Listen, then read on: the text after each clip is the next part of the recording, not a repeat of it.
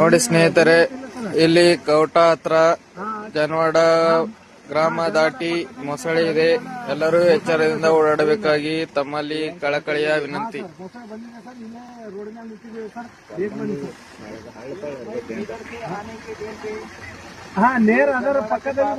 ಮಾಂಜರ ನದಿಯ ಪಕ್ಕದಲ್ಲಿ ಬಂದು ಕುಳಿತಿದೆ ನ್ಯಾಷನಲ್ ಹೈವೇ.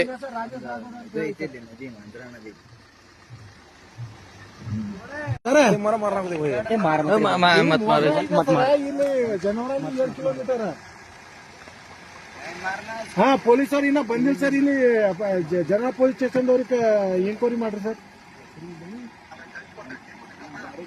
ಕಳಿಸ್ಕೊಟ್ರಿ ಸರ್.